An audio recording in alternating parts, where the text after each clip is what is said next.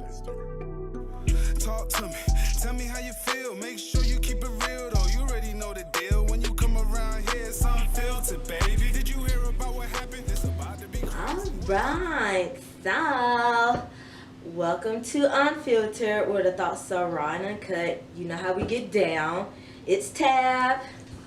Focus in the building. I'm not by myself. Look who's back in the building. We're slowly. Eventually, we'll get everybody here, but until then, we just want to say hello. Welcome to today's show. Let me say, shout out to Tab holding it down. You know, me personally, I took a little vacay. I had to reset, come back. You know what I'm saying? I was tired of y'all for real, but we here. I'm back. He wasn't tired of us. Nah, not y'all, but like y'all as in, you know what I mean? Like just the world and just everything going on, you know what I'm saying? Like climate and with the election going on, still got Don't even get me started. all this other stuff, police brutality still happening, so it's like, and you know me, just for our viewers who don't know, you know, I've taken it upon myself to get real active and, you know, letting my voice be heard as far as like hitting the street and marching and protesting and stuff.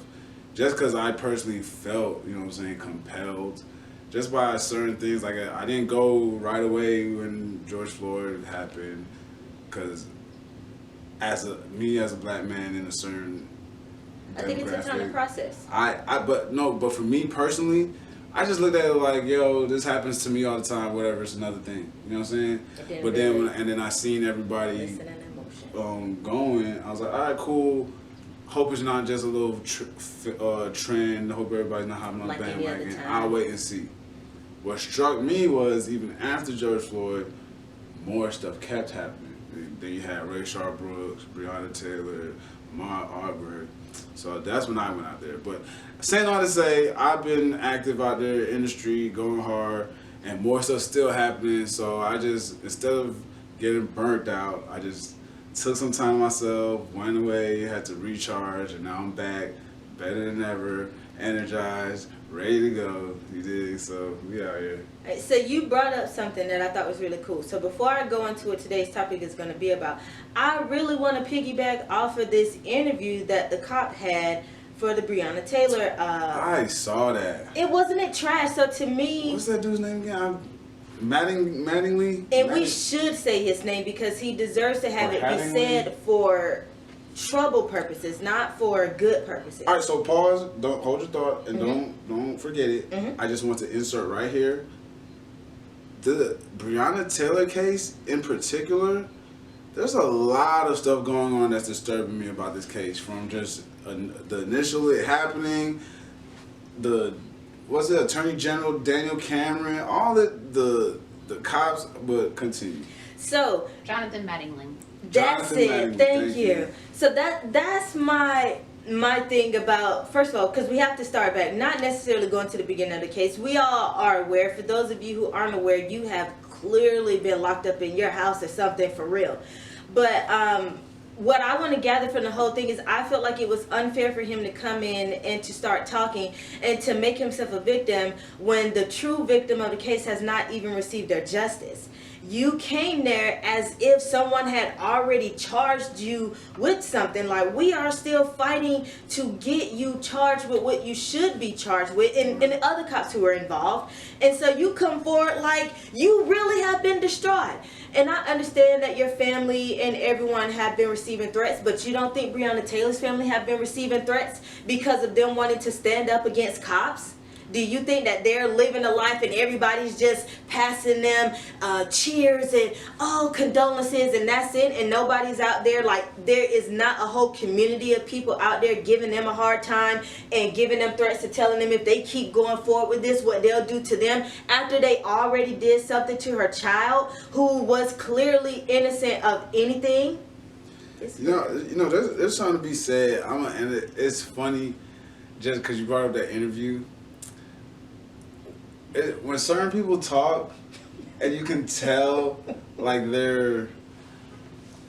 like certain people are like, oh, I'm not racist, but like you have that little racist thing in you. You know what I'm saying? And it's like, the things that you say, just, the choice right, of words. Just, like, and then you know how people be like joking, like, oh, you can point out Trump supporters, like joking, but like like when you speak, you sound ignorant. Like he brought up George Floyd unnecessarily. Because it's not the same as the George Floyd. But then he's like, don't know if he overdosed or what. It's like, we know exactly what happened. Ooh, let me not even get started with that one. I'm so glad. He was the what's first his time name? that I Michael had- Strahan, who was interviewing him. Yes. I'm so glad he cut him off right. Like, no, it's hard. I can't sit here and let you say that. Because I was like, at what point? I never heard that part until after everyone started really going in, like something has to be done. Then it was like, oh, well, he was this, he was that. Right. What? Like, you just tell what type of person you are. Like, John Manley, like, you're racist, bro. Because we weren't even talking about George Floyd. Like, you didn't even have to mention my man, right? But you brought it up and then just to say, oh, he wasn't a model citizen. We didn't ask you. And another thing about what is a model citizen, you know what pissed me off when he said,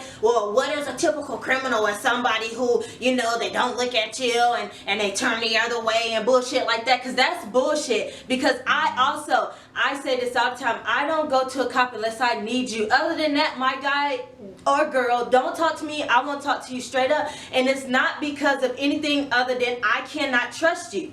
So I'll call you in the hopes that I can trust you at that moment. But until then, natural reactions, I just keep it moving. What is there for us to communicate and to talk about right now? All right, so, and then, okay, so aside from an emotional standpoint, right? Just from like a psychological standpoint and just trying to view society, what a lot of people don't realize, and then even like separate cultures, separate races, like, all right, so like black people and white people, or black people and cops, like just different cultures, right? Sure. What they don't realize is people don't put themselves in other people's shoes. You know what I'm saying? So this is what I've noticed, like when dealing with race, when you talk to white people, they say, oh, systematic racism doesn't exist.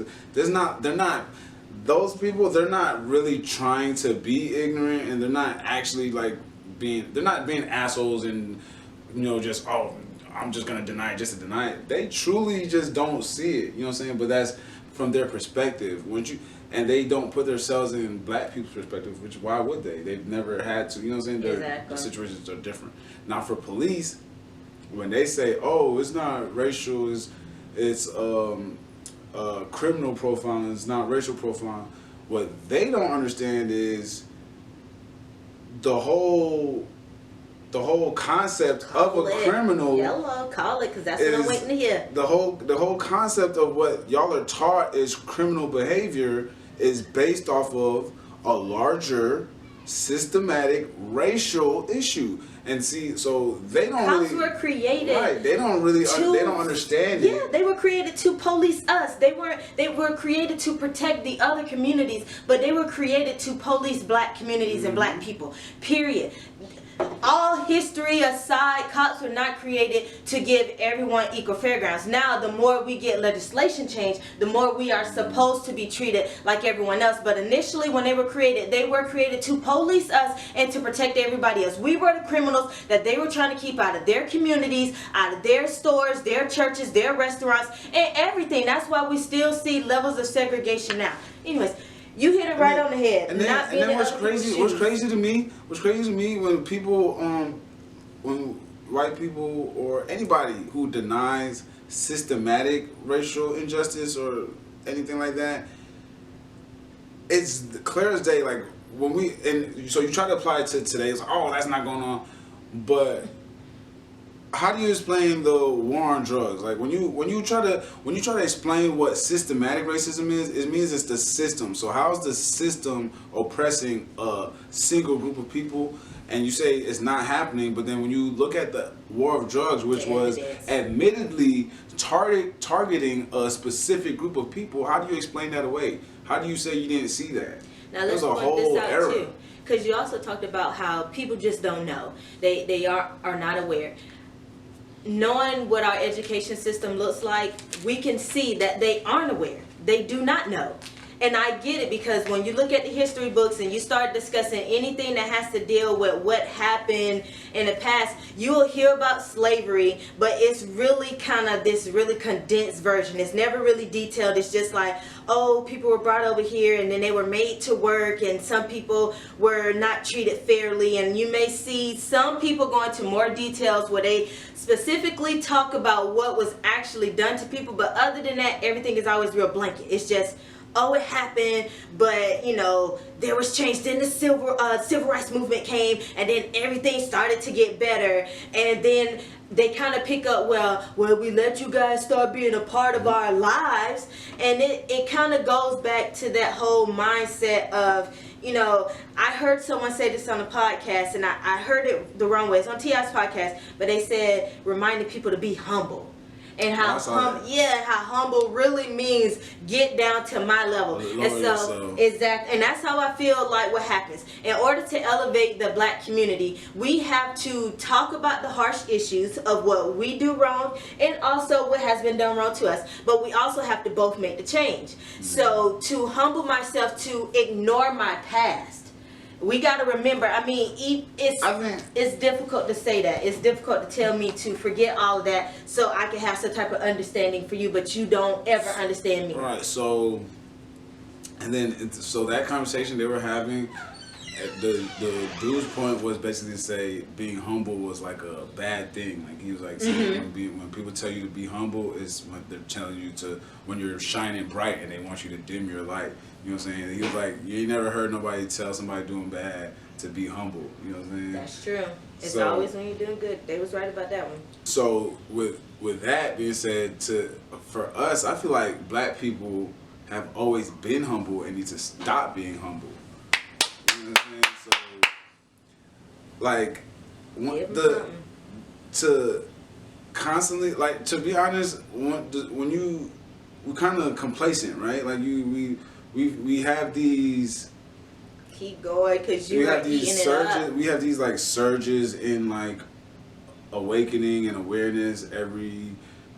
Think about our history, though. Every decade or two. That's how we were able to transition to the next level. So then we always get a nugget. A little bit. We always get a nugget. Exactly. You know what I'm saying? So it's like, but like even the crazy shit, like we have a law named after Breonna Taylor before her murderers get convicted. Like, so that's what I'm saying. Like, why you change the laws to where there's no more no-knock warrants in her honor named after her? But then you try to say right. Everything was by the book and you can't charge nobody. Exactly. I'm going to go into that too. I don't know, dude. You want to talk about this? Let's do it. Because we have an agenda, but F it. Right. So look, let me tell y'all something about that Breonna Taylor case. So we back to this was really deep for me, yo. So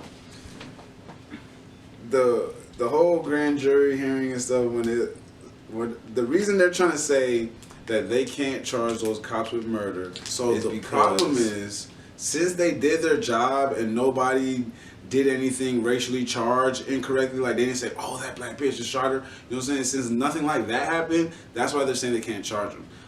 But they can. The only reason they won't, and they're saying they can't, is because in order to charge them, or in order to charge anybody with anything, they have to charge the people who ordered them to do it. And that's what I kept thinking. I wasn't really sure what that background was, but I was like, this is higher. It's bigger. Exactly. So it's bigger. The thing about the system that they're holding on to, that little good old boy system that protects themselves, which is another form of systematic racism. Exactly. Let's add that in there. Attack that system. We can't say, oh, well, if you charge those cops with murder, their supervising officer has to be charged. Then it's a ball that continues to roll. Then his supervising officer, then the precinct, then the state, the county, then the state. You know what I'm saying? Then it's like who's. Because they have to keep going back to figure out who's right and who's wrong. Right. So then once that happens, once you attack a system and you figure out something's right or wrong, you have to change it. You have to. That's what because that's what. So I guess they feel that they'll bypass all of that. All right. So this is so what I'm about to get into is what a lot of like common people don't really pay attention to as far as dealing with the letter of the law, and me being on the other side of the law, I've gotten a glimpse of it and studied it and kind of paid attention. But so for a criminal, right? If okay, so let's murder, right? We're talking about murder, right? So let's look at what's the name? John Hattingly is one of the cops who shot at Breonna Taylor, right?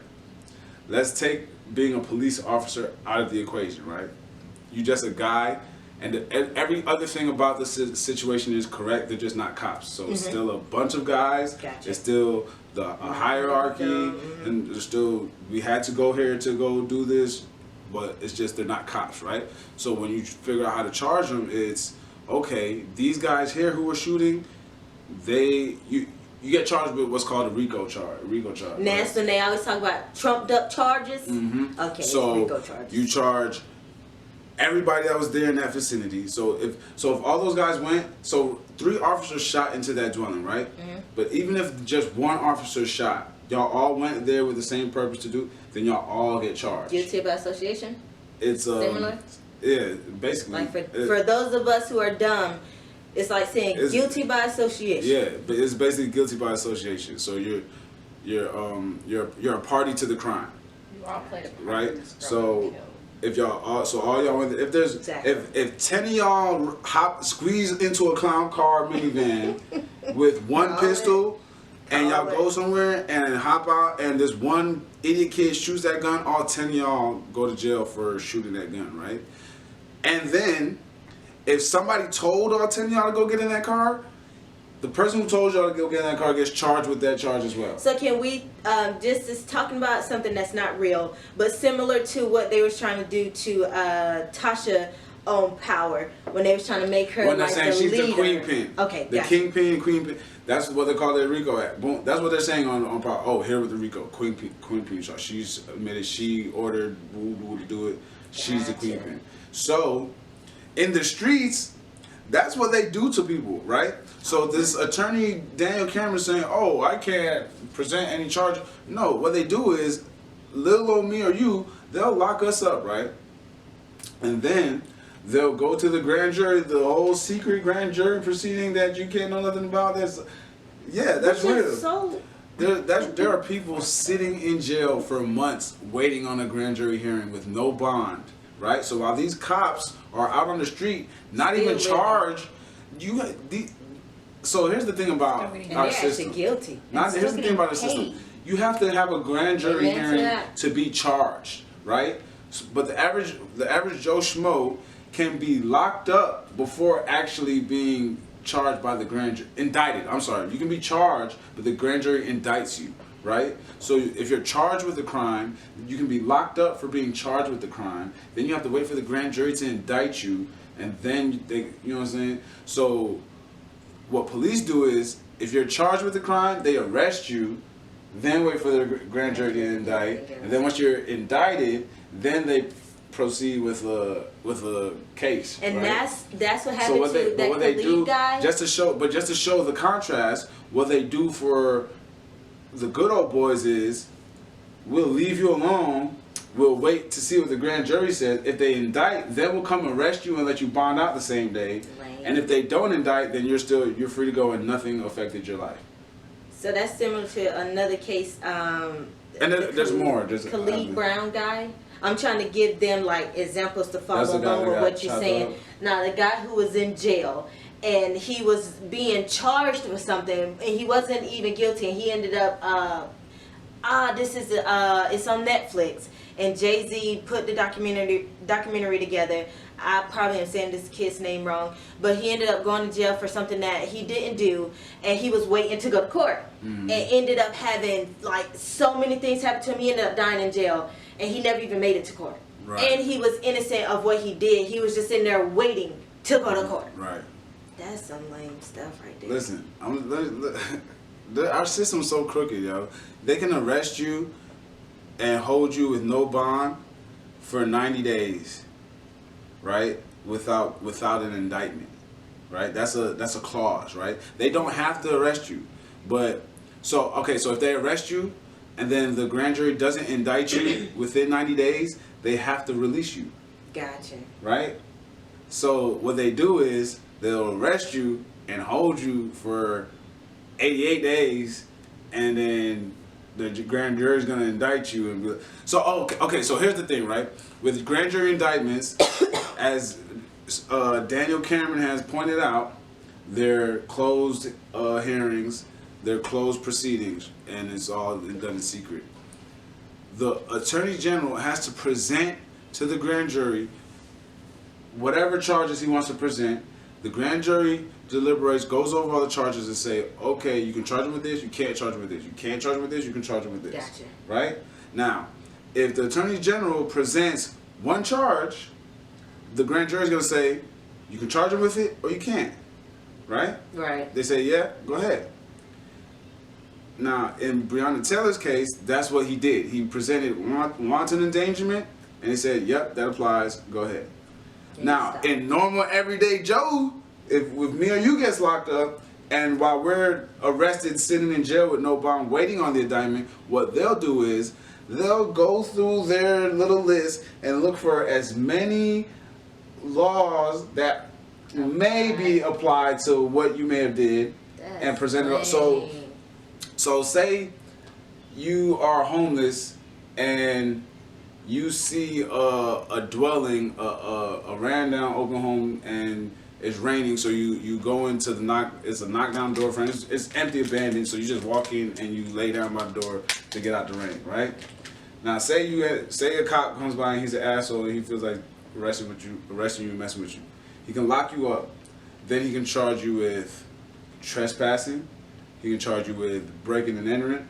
He can charge you with loitering. He can charge you with littering, because you probably, you know what I'm saying? Whatever you can so with. anything. And so when they can present all these charges to the grand jury, and they're like, okay, well, he was standing around in there, so that's loitering. Okay, well, there was no door to break down, so he wasn't breaking and entering. It's not a home invasion because nobody's living there, like stuff like that. So that's what they're supposed to do. So what Daniel Cameron was supposed to do was give them the book to the deliberate, and they're supposed to be like, okay, is this, and not this. He should have given them murder to deliberate, right. And they were supposed to say, okay, it's not murder. Right. He didn't do that. He didn't even give them a chance to deliberate it, and that's what everybody's upset about. Yeah, because what I found to be the most upsetting thing was once I found out that everything wasn't presented to the jury, and if it hadn't have been for that juror who asked for permission to come forth to say something. Forget everything. Nothing. It was one charge presented to, and that was the welfare of somebody. I thought it was the welfare of somebody else because of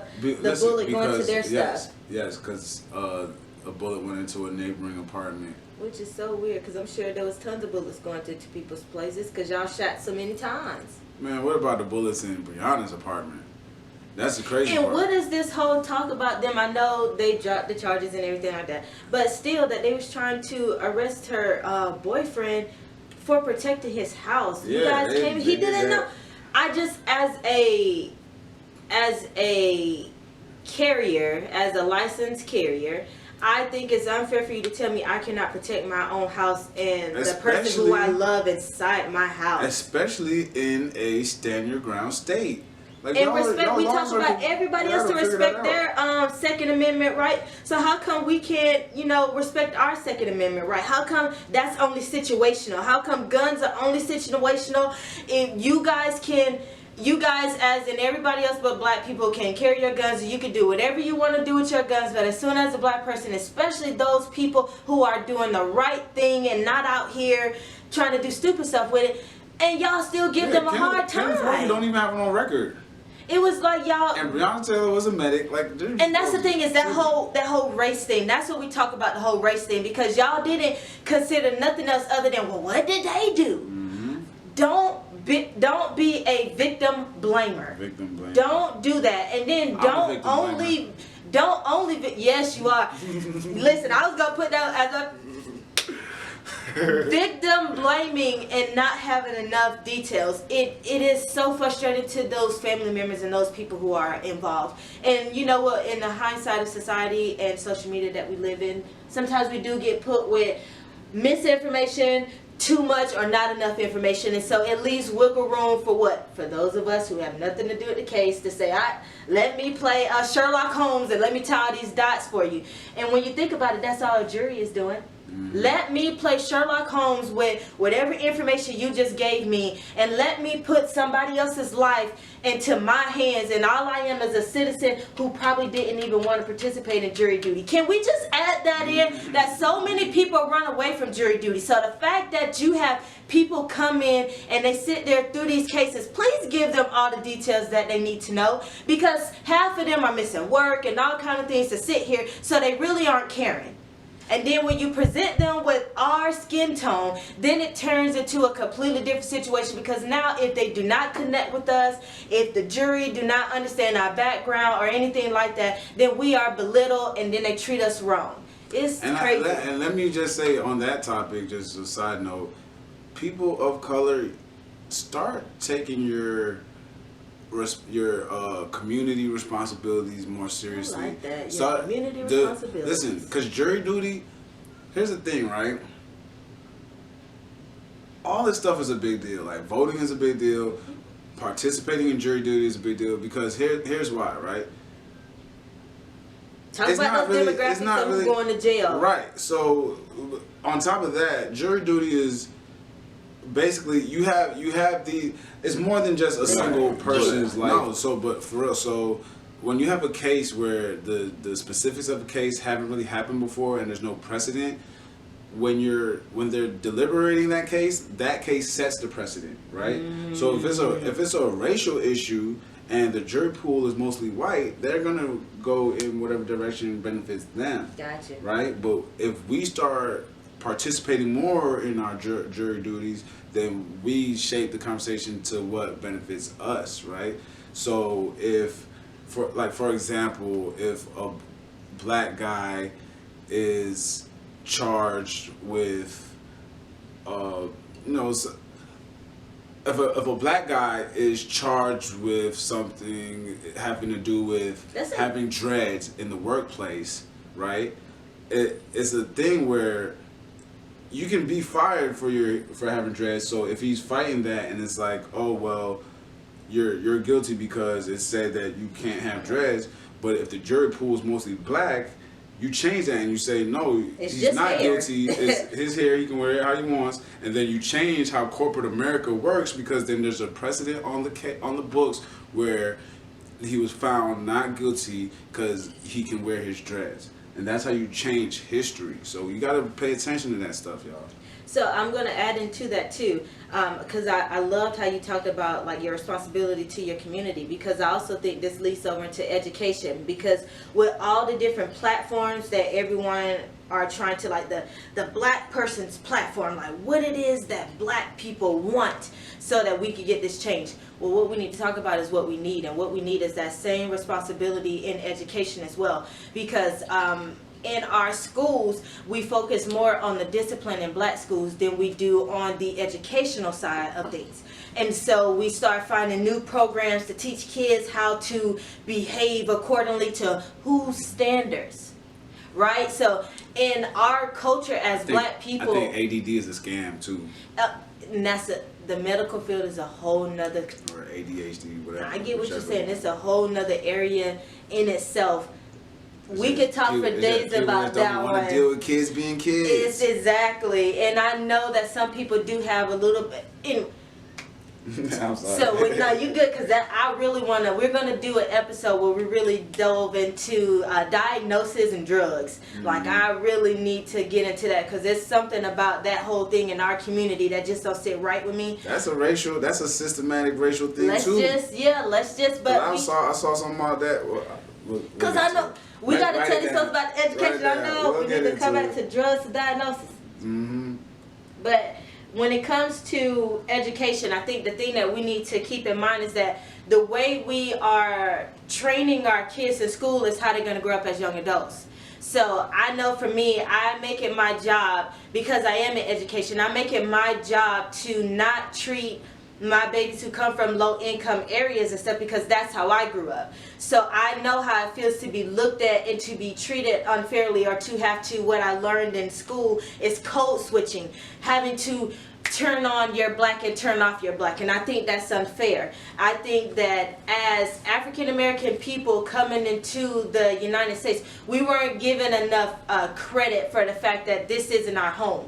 That for only 400 plus years we knew how to be Americans, but before then we were completely different people. None of the ways that black people act here in America, unless they are authentically coming from our different countries that we originated from, are truly living their lives of who we were set to be. Not who we are now, but who we were initially set to be, what our motherland countries are like, because we all come from different places. Where Focus is from, I'm sure I'm from a different area, but we still lived our lives differently from how we do on U.S. soil. And I think that education systems, and I also think that workplaces, and like you said, the judicial system, all of these people need to factor in our cultural background. That since we've been here, we have been vilified and we have been terrorized.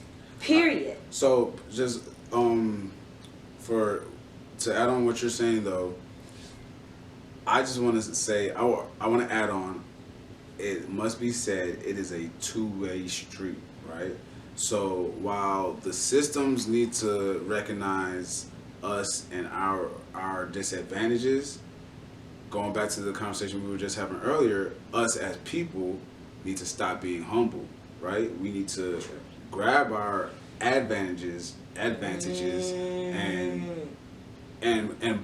kind of boast in them and be peacock, because a lot of times to be unapologetically us though. It's right, scary so a out lot of here. times as people we're kind of like we're holding ourselves back.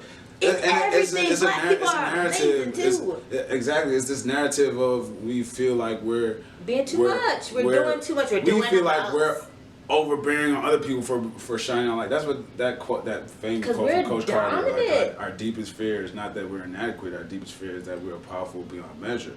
It's because I'm getting chills from that one. It's because, like, even with the so the systems need to, acknowledge us, but if we stop being humble and shine bright and say, hey, let's take these systems over. Why are we waiting? Because we can't create our own and do better. One main problem is we as a people are in this land trying to operate in this system that does not represent us in the least bit, and instead of finding ways to secure our representation, we're just complaining about these people.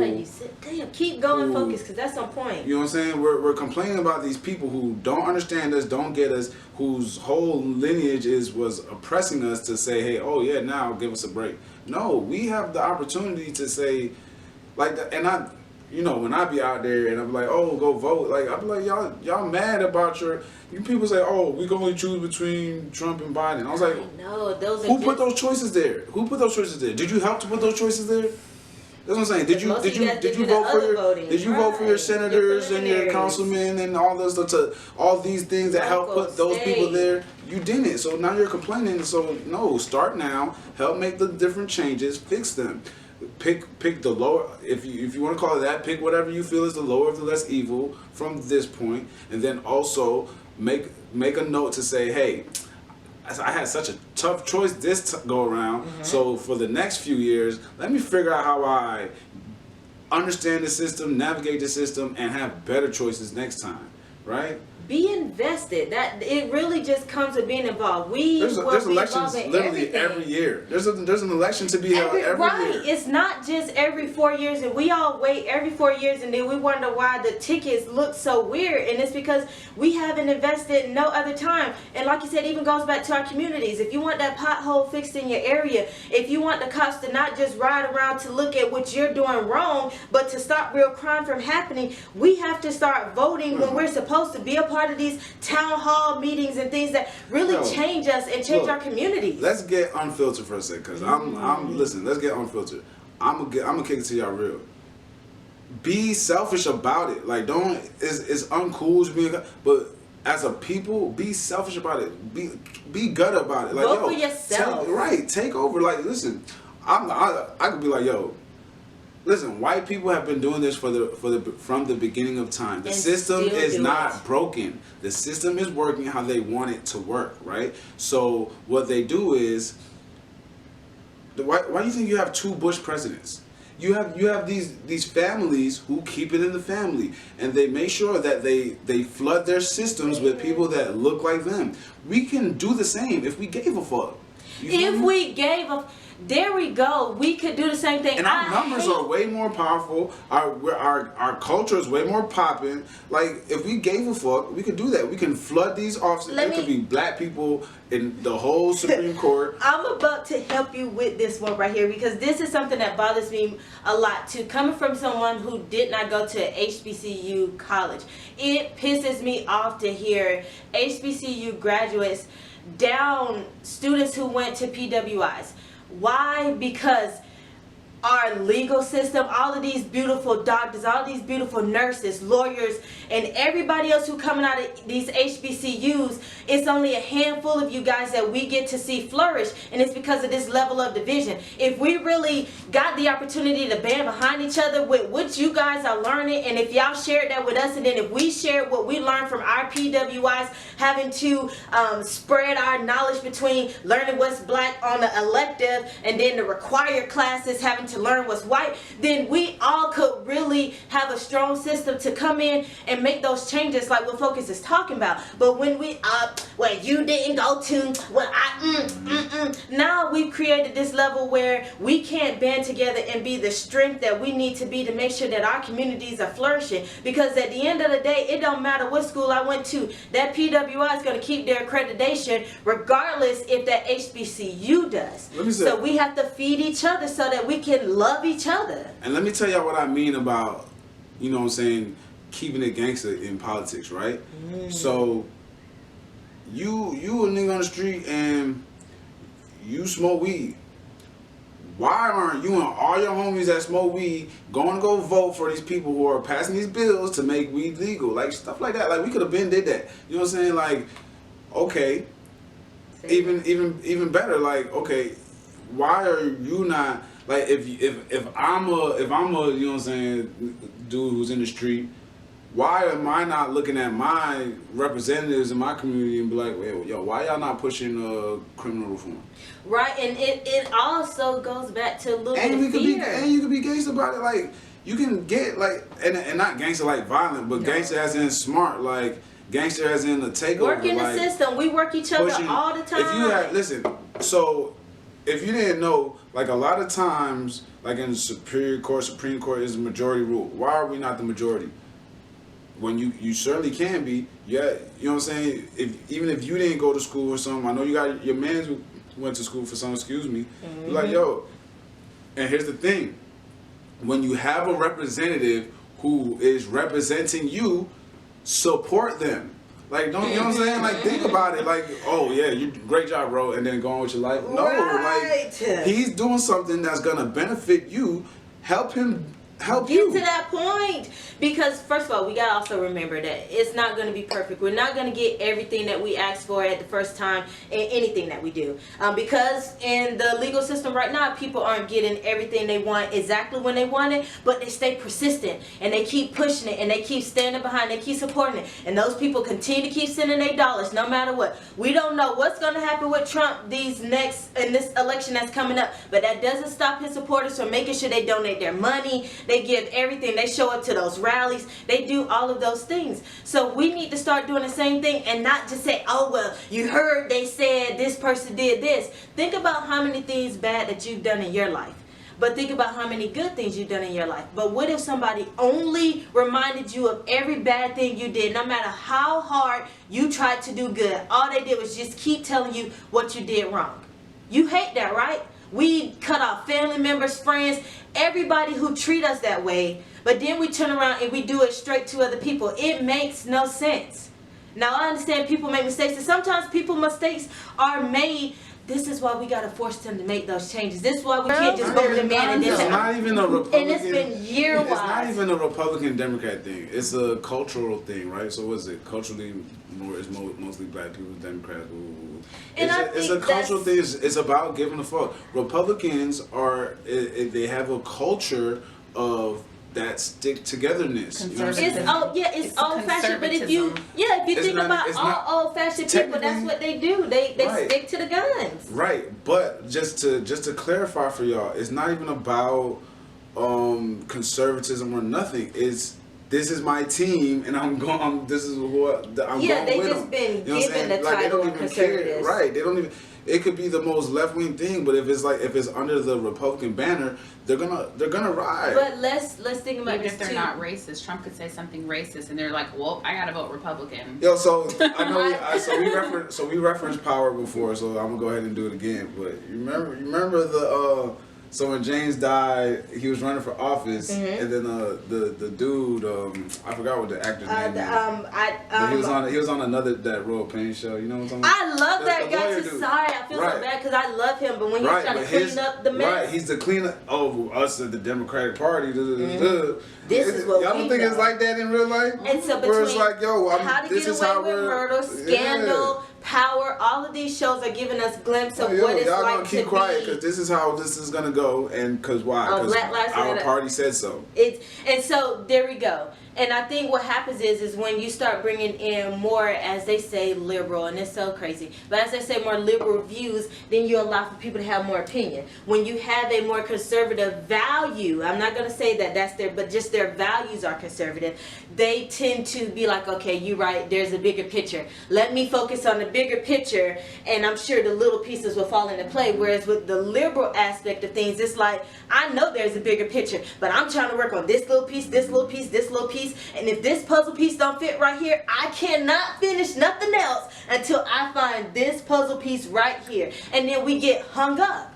And then we wonder why. And I honestly I think black people don't necessarily vote only Democratic. I think we have been forced to believe that we need help from the government, and so that's why we go Democratic. I think that because they always say back in the day our history books proved that we were actually Republicans before we went Democratic, but somewhere along the lines the history changed and we stopped voting Republican. So Republican was more of where America felt like we was doing right. And I just think now that we're starting to get to the point where people want to hide money, I think that's why we go Democrat. And then money start getting lost and misplaced, and people start getting higher taxes, and we trying to figure out, well, you're taxing me, but where the hell is the rest of the money going? And you said you was going to give me this, but I don't see where that's going, but I'm still being charged for this over here. So anyways, that's a whole nother topic. Imagine if all these parties didn't exist, right? Imagine if there were no parties and you literally had to know the issues. You know what I'm saying? Like, imagine if each candidate, like, imagine if when you vote, you can't, there's no party to fall back on. You have to say, this is what's on the ballot. Like, I ain't gonna lie, I don't really know what's on the ballots because, like, I'm encouraging people to vote, but since I'm not allowed to vote, I haven't looked, which is kind of, you know, I beat myself up about it. Y'all don't gotta beat me up about it. but, you know, imagine if instead of voting Democrat or Republican, imagine if you had to say, oh, this thing, you can vote this way or this way, and you have to do that for each thing. We need that because that's not what the tickets look like. The tickets show you who's running, and like you stated before, there was all these votes that happened the 3 years before this year came, but then for some odd reason, when you get your ticket, it just shows you the category and then shows you the candidates, and then towards the end of your ticket, if there's anything that's specific to your particular district that you're voting in, then they will have like, do you vote yes to this, or do you vote no to that? And so I agree, if our ticket was a little bit more specific and it was more detailed, if there were certain laws we were trying to get passed, if there were committee people out there that said, okay, this is what we need to focus on for the next 4 years, let's vote for this. There's so many amendments and things that are on ballots that you know, it's not even like, it doesn't get They're worded very like, weird, right? they're Like, legally we all legally. know the presidential candidates that's on the ballot, but it's like they don't put as much attention on what's everything else that's on the ballot. You know what I mean? They don't have. We just see posters, right? We see like, posters, you know how we all tune into the debate. Like, there should be like a local debates. Right, there should be that's televised. something that we tune into that we can look and be like, okay, this is what's on this ballot, and then what do y'all think? You know In what the I'm world saying? of podcasting, there should be a governmental podcast that explains everything to us. But again, you as the people have to take an interest and follow through, follow up, and actually take a part in your government. In everything, think about this. In Yo, some of the counties, they restrict martyrs from coming to their areas. Why? Because those people vote and they exercise the right to say, you know what, I don't want this over here because I don't want what comes with it. So those people in those areas are voting. Imagine what you could do in your low income area if you went out and voted. Right, and if you think about it too, right, these you know, on the other side, that's all they really do. Like they know what it is they want to accomplish, and they make sure that they focus in on their goal, and they get everybody around them to be like-minded.